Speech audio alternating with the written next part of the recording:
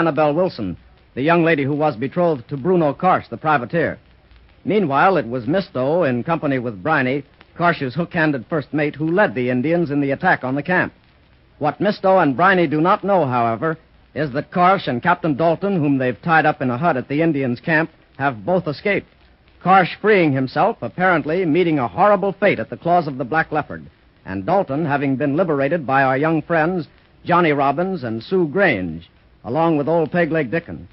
As we join them now, it's almost dark, and Johnny and Sue, with Captain Dalton and Dickon and the ever-present Paul Parrot himself, are heading back to the Paul Parrot camp through the jungle. Homers, me hearties! Yo-ho-ho! We better hurry. I don't think I'd like to be in the jungle after it gets pitch dark. Don't worry, Sue. We'll be back at the beach in just a minute. Aye, the Paul Parrot camp lies just ahead. Again, Sue and Johnny, I want to tell you that you've saved my life so many times, I know I'll always be in your debt. Aw, gee, Captain Dalton. You know if it hadn't been for you, none of us would still be alive. Besides, we were really lucky today. There didn't seem to be anyone around the Indians' village, so when the Black Leopard went after Karsh, it was easy to rescue you. Bless me to a yard on, Captain. I've been worrying about that, I have. What made that village so deserted? Them bloomin' savages must have been up to mischief somewhere. I don't think that concerns us, Dickon. All we have to do now that we know just what we're up against is build an armed camp on the beach to ward off the savages and that mad white man Misto, whoever he is, if they ever attack us. Breaker's head! Breaker's head! Breakers ahead it is, Paul, you old pelican. It's the shore, and we're back to our camp. Captain, it seems awfully quiet. And look, there's smoke coming up from some of our cabins. Oh, Johnny, we'd better find my brother Ezra. I'm so afraid something has happened. I don't like the looks of this. Let's hurry. Here's Mr. Grange's cabin here, Captain. Aye. The bloomin' door's open. And listen. It's Mr. Grange, and he's in trouble. Ezra, are you all right? Oh, Sue, thank heaven you're safe. I'm all right, I guess. Got knocked about a good deal by those savages. He's all tied up with vine ropes the Indians use. Let me help. Quick, Mr. Grange. What happened? Thank goodness you turned up, Captain Dalton. We really need you now. The Indians, led by some renegade white man, overpowered the camp and then took Miss Wilson with him. That was Misto. He's raided the camp.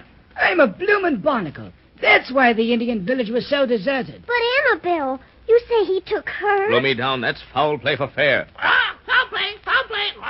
Captain Dalton, I just happened to think, if Misto was here, Briney must have been with him. Aye, lad, but what of that? Briney knew we had diamonds aboard the ship. He may have found them. Blow me down, that's right. I'll run and look in your cabin on the ship, Captain. I know where you hid the diamonds. Blow me down. I'll always thank myself and see how Nicholson or what's left of the crew made out in the fight, I will. All hands on deck!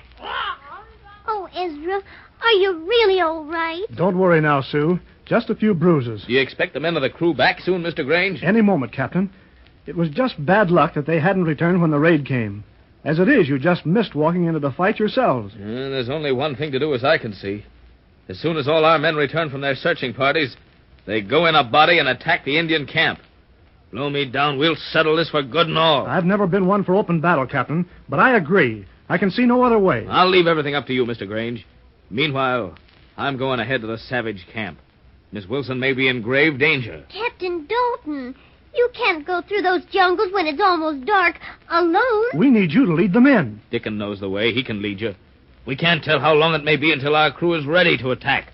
And meanwhile, we can't let anything happen to Miss Wilson at the hands of that madman and his savages. Captain Dalton, the diamonds, they're gone. Oh, that means that awful Briney found them on the ship. That settles it. Blow me down, now we know we must attack. And I'm leaving now. Oh, Captain Dalton, let me go with you.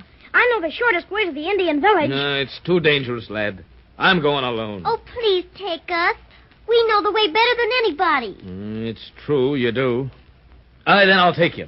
But keep this in mind. One sign of trouble and you're to leave. Aye, aye, Captain. We're under your command. Spoken like a true seaman, Johnny. Avast, Mr. Grange. We're on our way. Gather the men and follow as soon as you can. I still hate to see you and the children leaving alone, but you know best. But may heaven be with you. And be careful. I wish the men were ready to go with you.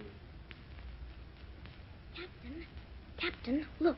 Right ahead. You can see the lights of the Indian campfire through the trees. Aye, Johnny. So you can. Keep behind me, Sue. Don't worry, Captain. I'll be careful.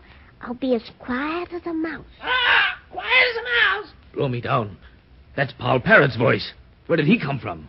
Stow that noise, you empty-headed canary. You want us to lose our bloomin' scalps? Why, it's Dickon. He's coming up behind us. But, Dickon, where are the rest of the men? They'll be along directly. Wainwright and some of the men also found the Indian village this afternoon. And they know the way they do. Blow me down, Dickon. You've disobeyed orders. I said you were to direct the men here while I went ahead to see what happened to Miss Wilson. Well, sir, I know it weren't being a dutiful seaman, but, well, blast it, Captain. Every time you get out of old Dickon's sight, something happens to you. And when I heard you'd gone back into the woods with just the two young'uns, I swore I wouldn't let you go without me. Dickon, you're an irresponsible old salt what thinks he knows more than his skipper. But I can't help liking you for thinking so much of me. Blow me down, Skipper. We're together again. Aye. All four of us. And there ain't a bloomin' tribe of savages on earth what can lick this crew of four. That's right, Dickon. We're always strong when we're together. And we'll always be lucky together. Oh, look, Captain Dalton. There's the savages' camp, and that man Misto. He's bringing out two big cages before the campfires. And that Briny with the awful hook hand is with him. And the Indians are all gathering around. What's he up to? He's getting ready to show some of his magic tricks to him. You may lay to that. Aye, Captain. You're right. Now watch him. Watch him.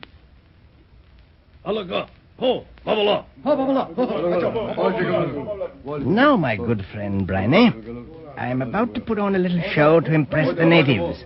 You know I got control of them through my sleight of hand. And to keep them thinking I'm superhuman, I have to keep up the show. Blimey. Where did you get the two blinking cages? Made them here on the island in my spare time. It's always been my best trick, you know. Changing the man into the leopard's cage and the leopard into the man's. Help me. It's the same bloomin' trick you got run out of Singapore for bungling. The time you changed the leopard, but not the man. The very one. Although I still say the word bungle is inappropriate since I knew what I was doing. Oh, by the way, Briny, wouldn't you like to help me out in this trick? I'd like you to be the man who changes places with the leopard. Me? And let you get the trick mixed up again now that I got the Paul Parrot's diamonds? Never you mind now, misto. None of that. None of that. Why, Briny, one would think you didn't trust me. Very well, I'll have to get another subject. I have it. The young lady we took from the Paul Parrot's camp. She's standing behind the tree over there. The one you took, you mean? I told you she'd bring bad luck. Now what have you got in your devilish mind? I'll use her for the trick, my superstitious friend. Ah, there, young lady. Come out from behind the tree and I'll free your arms. Now, don't shrink away, my dear. You shall not be hurt. What are you going to do? You're about to help me impress the savages with a bit of my magic. You will get into that cage. When I throw my robe over the cage, a trapdoor will open in the floor. You run through the passageway, open the trapdoor at the end of the passage, and you'll find yourself in another cage. Simple, isn't it? And if I refuse? Then you will shortly find a large and unfriendly black leopard in the same cage with you. This one, in fact. Speak to the lady, Blackie. I'd feel safer with a leopard than with you. One moment. Here comes one of my Indian guards running this way. He looks as if he has news. Yes? Uga. What? Why, that's impossible. Uga. What's all this gibberish about? He says he's just been to the hut where Karsh and Dalton were kept prisoners, and they're both gone. Blimey. This means trouble. I told you the bloomin' woman would bring bad luck. Shut up with that nonsense. Those men have got to be found, especially Dalton. He's pointing to the bushes at the end of the clearing. Oh, I see. There's someone lurking there. After the blinking savages. Hark. Hark. It's that bloomin' parrot. That means it's someone from the whaler's crew. That settles it. We'll take care of them. Ulugo. Bo.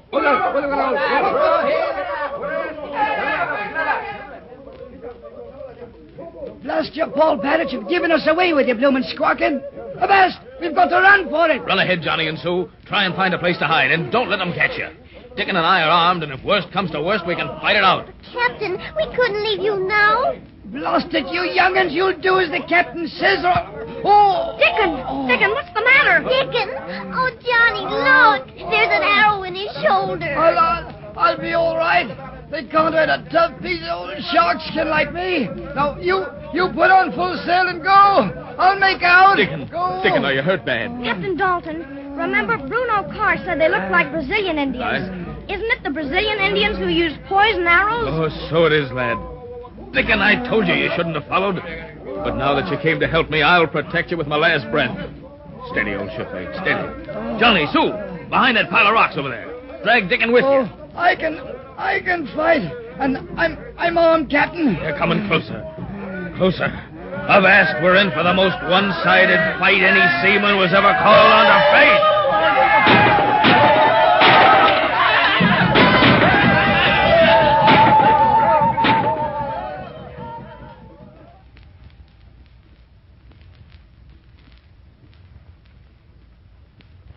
Now what's going to happen to our friends?